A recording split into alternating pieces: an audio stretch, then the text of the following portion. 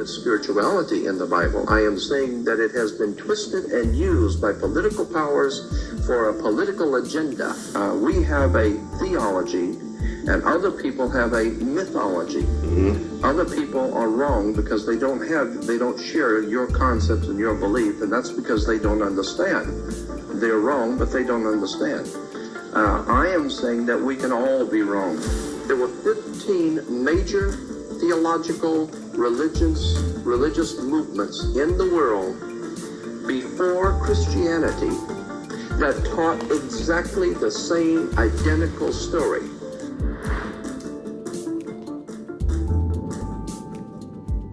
And I have come to the conclusion that there has never been on this earth a political movement that wasn't a little religious. And there's never been a religious movement in the history of the world that wasn't a little political. But the problem you run into with theology, and when you get into religion and theology, is that there are two kinds of facts that we have in theology. The kind you look up and the kind you make up. And so much of what we have been told and left to believe is true in theology and religion, especially in the Western world, is nothing more, in my opinion, than political propaganda. And I think this can be proven, but over and above the political aspect of Western religion, I am also fascinated, as this book brings out, it's just a general anthology on religion, just generally things which most people don't know about theology and religion that the church would rather you not know. For instance, I get into in particular the connection between astrotheology, which is the world's oldest religion. You can go back to 5,000 to 7,000 years before Christ, and the worship of the heavens what dominated the ancient world. As I said, I don't believe that there are too many people today in the Western civilization who have really looked at where religion came from, where our ideas and concepts have come from. Now, we don't mind, we are all aware of how other people can be wrong in what they believe, because other people, we have a theology, and other people have a mythology. Other people are wrong because they don't share your concepts and your belief, and that's because they don't understand. They're wrong, but they don't understand. I am saying that we can all be wrong. There's not one human creature on the earth that is so well informed that they cannot possibly be wrong on something. All I'm asking my audience to do is to look at the facts of where Western religion has come from and look at behind the scenes the connections between government and religion. Let me give you an example. All right. Well, let me give you a quick example of just the point I made between tying government in with religion. When you go into most churches today, you will see the altar is 3 tiers high. It's 3 degrees high. It has, in most churches, they will have a fence with the gate, and only the priest can go through the gate or through the fence up until the altar. When the priest, the clergy comes out, he's dressed in a long robe. Everyone stands out of respect. It's the same thing in any courtroom. You have the people of the congregation out here. You have the fence with the gate, and only the attorneys can go through and speak for you. And the bench is 3 tiers high. The 3 tiers high in the church and courtroom stand for the first 3 degrees of Freemasonry. When the judge comes out, he's dressed in a long black robe, just as the priest is dressed in a long black robe, just as you will be dressed in a long robe when you graduate from university or college. The connections are continual. The judge can sit and look down on you, for he represents the law, spelled L-A-W. You need to look at where the word law comes from. And then, of course, the priest can look down on the audience and the people in the church. He represents God, which is the law. So you're saying that people should start looking at things with a different eye. Yes. Than what they, in other words, people just take it for granted. This has always been, and this is the way it is. Absolutely. But there is an origin for every one of these things. Gerald Massey, one of the greatest Egyptologists that ever lived, wrote that they will find it difficult, those who have accepted the authority as truth rather than the truth as authority. And so I'm saying that that's what's happened to us as a civilization in the West. I'm not interested that much in the East tonight. I'm more interested in our Western way of life and the religion, the philosophies that guide our lives. The mere fact that in this country, in America, when you run afoul of the law, they say you have broke the law, just as Moses broke the law. And of course, the sheriff has a six-pointed badge as the Star of David, or the six-pointed hexagram. All of our judicial proceedings in court are based on the old common law of England, or Britannia. And incidentally, Britain is Britain or British. And Brit in Hebrew is a contract or a covenant. And the word ish means man or men. Therefore, the word British is the covenant men, or men of the covenant. Okay. It's a fascinating story when we understand that our government is based on religion and we didn't even know it. And I'm saying, wake up, do your homework. Okay. You have such a vast amount of information that I have to try and hold you back a minute because I want to get into more things. Okay. I want to say some things here. Okay. For one thing, first, let me say this. How would you classify yourself? I mean, are you religious, or are you spiritual? Are you what somebody would say agnostic? I mean, what are you? I'm a common man, an ordinary man, in the pursuit of an extraordinary subject. I consider myself to be one who appreciates and will fight for truth. You are a truth seeker. I think that's probably the best way to term it. I am an extremely spiritual person in that I hold very, very high spiritual morals, ethics. I believe in a very powerful spiritual force that dominates and overshadows the world. Christians call it God. Others may call it something else, but I have a very high respect for spirituality. I have no time for religion as such. Anything that is organized by man, quite certainly, is not touching God. I think that we have a direct connection with our Creator, with that great spiritual God force in the universe. We don't need another man to intervene for us. Okay, so then, would you say that, let's say somebody might say, well, how dare you question the Bible? I mean, how dare you write a book like this? You must be a demon or something. How would you answer that? I would say the same thing has been said of Solomon Rushdie. How dare you question the Quran? How dare you question the Karl Marx in the Communist Manifesto, or Mao and the Little Red Book of Mao? How dare you question authority? I'm saying that the man that we read about in the New Testament, the one called Jesus, if he taught us nothing, it was to question authority. Because anytime you give away your spirituality and your authority, and you do it yourself, no one comes and puts your hand behind your back and forces you to give up your spirituality and your individual freedom and your right to be a human being and decide for yourself. You do that yourself. And when you do that and you give up your sovereignty to the government, to the church, to a religion, to a book, to a concept, to anything, you are enslaving yourself. All I'm asking the public to do is do a little research. See if what I'm saying is wrong and judge for yourself. I'm not advocating. I'm not running for a political position. I'm not trying to start my own church. What I would like to see done is a spiritual revolution in this country where people say, just say no. Just say no to organized religion. Just say no to organized government. Just say no to tyranny. I don't care where it is and what color it is. Bigotry, ignorance, ill-informed stupidity. Just say no. From here on out, the point I'm making is that you need to do your homework. You need to study and find out where things came from. What happens? What happens when they do find out?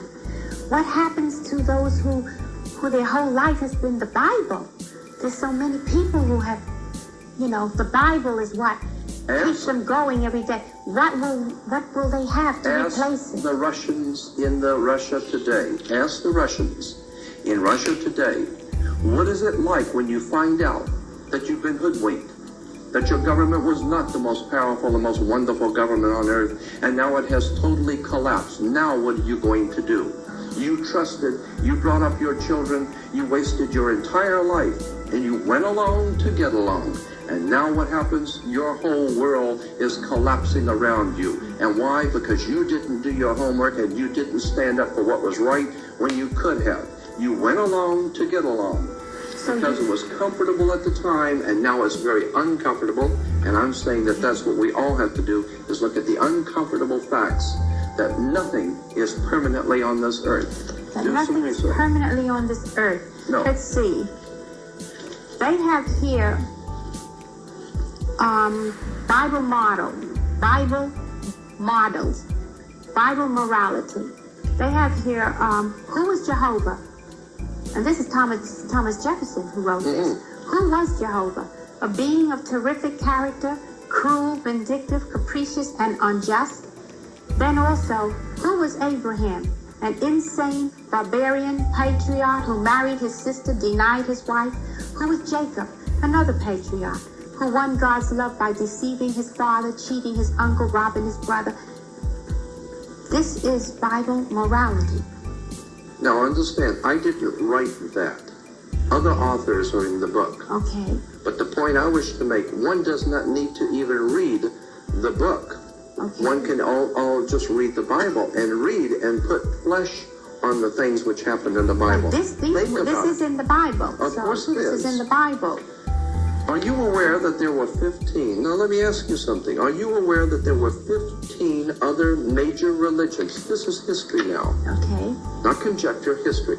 There were 15 major theological religious movements in the world before Christianity that taught exactly the same identical story of a Messiah who came to the earth, who was born in a manger, who died on the cross, who had 12 apostles, who died with a crown of thorns. Are you aware that there were 15 major religions that had the same identical teachings of Christianity? Most people aren't. And I'm very suspect of a 16th religion, which is copied off of 15 previous religions, and I am told that this one is the truth. I become very suspect. That's the way I am as a teacher and as a researcher and a writer. I become rather suspect, and I tell you something else I'm very suspect, and that is the connection between government and politics today in America. I think both should be investigated. And that's what this book attempts to do. Look behind the scenes of both our authorities in the world, religion, politics, and money.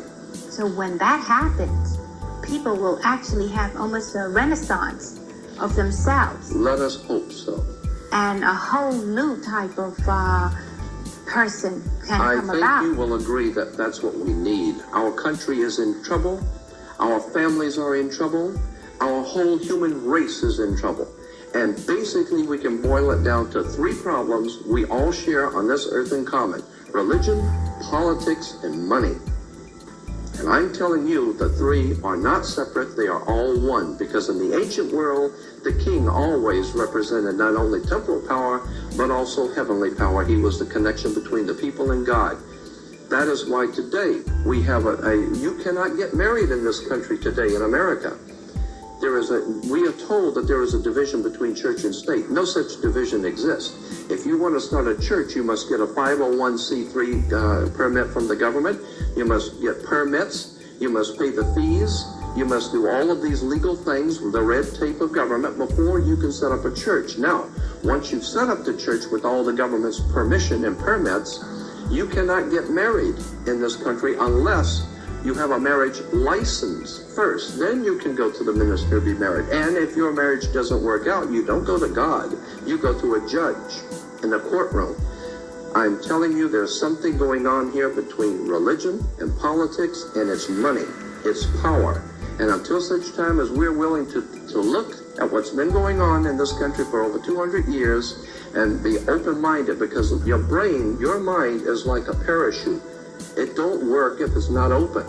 I'm telling you, we can be exploited if we're not willing to open our minds, open our hearts, and say, let's look at the facts. Because the fact is, all over the world, people are being led by religious leaders. Ayatollah Khomeini and Saddam Hussein are just two of many people. And in this country, we put things on the back of our car, support our troops in the Middle East. You don't even know what they were doing in the Middle East. Do you think that has something to do with politics? Religion and politics? Do you think that has something to do with this, what we call this New World Order, this global unification? That you can bet on. You do? I think that I can make a very good case of that in a court of law if given an opportunity. If you look at the symbols on the back of the $1 bill, the pyramid on the back of the $1 bill, above the pyramid on the back of a $1 bill, look at it. You'll see an annuit coeptus. Annuit coeptus in Latin means our enterprise is now a success, or our project is now a success. Look at the wording on the banner beneath the pyramid, Novus Ordo Seclorum. Novus Ordo Seclorum is new order of the world, the new world order. Why is an Egyptian pyramid on an American dollar bill? Are you aware of the symbolism going on here? Like the Washington Monument in Washington, D.C.? You know what the Washington Monument stands for? It stands for the male erection. And it connects right down the waters of life to the Oval Office. The Oval is the female, the Washington Monument is the male. It has to do with religion, it has to do with sex, it has to do with political power. And we take these instruments and we take these symbols and we think they're so marvelous. Do your homework and you'll find out that so much of what we consider to be holy and righteous is in fact nothing more than sex, religion, and money. And most people pretty well know that. But no one has actually bothered to confront the establishment. I hope to do that. I want to confront the establishment for the one reason I think that the truth is an idea whose time has come. I think we've all been manipulated and exploited, and it's time we look at the real truth. Yes, well, I think that a lot of people are somewhat walking around in a daze. So when things are happening, they don't know where to turn. Absolutely. And I think that many of them, they don't really feel very happy with what they're receiving in church when they do go to church. You know, they feel something is wrong. It's because something is wrong. It's not true. The things which we have been told are not true. You can prove this in any good library. All one has to do is do something you've never done before. Go to a library and spend all day reading theology, and you will find the world has known for thousands of years that these stories are nothing more than stories. Now, as a matter of fact, Rita, the Bible is called the greatest story ever told. The greatest story, not the greatest collection of facts, not the most paramount document on earth, the greatest story ever told. It's a story. One must know how to read the symbols and the emblems and the terms.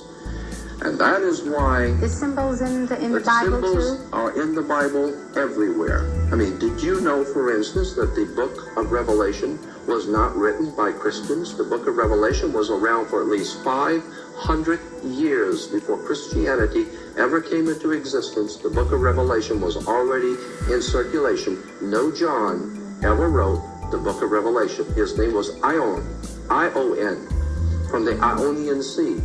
And when in Latin, when you change I's to J, it becomes J-O-N. But in the English, it becomes J-O-H-N.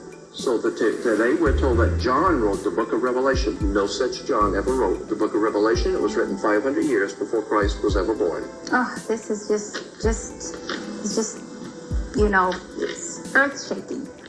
Wait till the real truth comes out about religion and politics in America, and you're going to see the earth shake. Are you ready for the tomatoes? Are you ready to I've duck? already gotten it many times. Okay.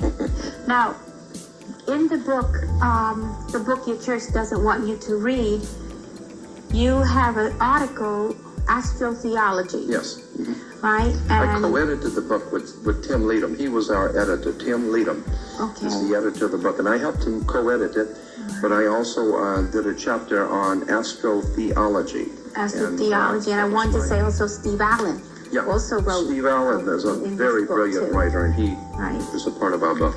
Now, you have now we opened up the show with Thomas Paine, discussion by him, but you must like Thomas Paine because you also have him on absolutely here. Incredible man. Okay, he wrote, the Christian religion is a parody on the worship of the sun, in which they put a man whom they call Christ in the place of the sun and pay him the same adoration which was originally paid to the sun. Why did you select Thomas Paine, and tell me more about this astrotheology? Well, because that is a classic comment about astrotheology. Astrotheology is the basis for all religion in the world, period. What does that? Astrotheology. Theology is the worship of a religion, theology, and astro is the heavens, the worship of the heavens. From as far back in history as we can go, man has always worshipped the heavens. That's why we're even told in Western civilization that when you die, you'll go to heaven. And that, of course, the interesting point that Thomas Paine was making is the same one that I continue to make.